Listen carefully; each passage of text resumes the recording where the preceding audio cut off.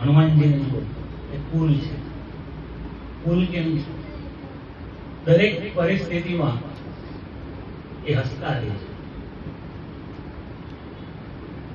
મોટા મોટા પ્રોજેક્ટ રામજીના પૂરા કરી આપ્યા, જય જયકાર થયો ત્યારે પુરાણા નથી, અને જ્યારે અબજસ મળ્યો ત્યારે થાક્યા નથી.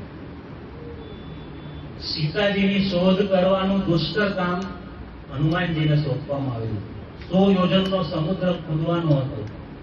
હનુમાનજી 100 યોજનનો સમુદ્ર કૂદીને ગયા, પાછા એક પંથ 2 કાજ કરીને આવ્યા. પ્રોજેક્ટ કોર્પોરેટમાં જેમ પ્રોજેક્ટ આપે ને, પ્રોજેક્ટ કરતા ડબલ કામ કરીને આવ્યા. ખાલી કામ સોંપ્યું હતું સીતાજીની શોધ કરવાનું, તો સીતાજીની શોધ તો કરી, પણ પાછા લંકાને બાળીએ ખરી.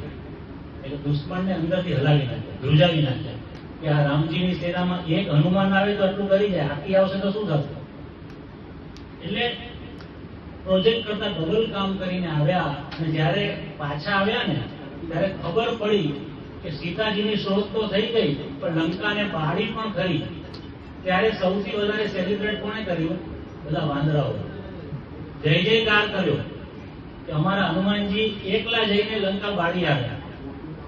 પણ પછી પાછી એક બીજી ઘટના બની. જ્યારે રામ રાવણનું યુદ્ધ થયું અને જ્યારે લક્ષ્મણ અને ઇન્દ્રજીત સામસામે આવ્યા, ત્યારે ઇન્દ્રજીતના બાણથી લક્ષ્મણજી મૂર્છિત થઈ ગયા, કોમામાં વયા ગયા. અને સૌથી મોટા ડોક્ટરને લંકામાંથી બોલાવવામાં આવ્યો. એ ડોક્ટરનું નામ સુષેણ. સુષેણે લક્ષ્મણજીને ચેક કરીને કીધું હમણાં સંજીવની જોઈએ. તો કે નજીકમાં ક્યાં મળે? તો કે નજીકમાં તો લંકામાં જ હતી, પણ હનુમાનજીએ બાળીને એમાં સંજીવની બળી ગઈ. ઓલા ઈ વાંદરા બધા ફરી ગયા. જે હનુમાનજીની જય જયકાર કરતા હતા ને, એ બધા નિંદા કરવા લાગ્યા. એ બધું બાળી નાખવાની શું જરૂર હોય? હવે કઈ અગ્નિ જયારે આગ લાગે ત્યારે થોડુંક પડે ને થોડુંક રહે એવું તો ન હોય ને. પણ આ સમયે હનુમાનજી કુલ છે. આટલા બધા કામ કર્યા પછી પણ અબજસ મળ્યો છે. હનુમાનજી કુલ છે.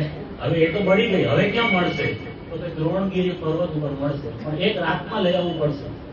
એક રાતમાં આ પ્રોજેક્ટ હનુમાનજી પૂરો કરી શકે.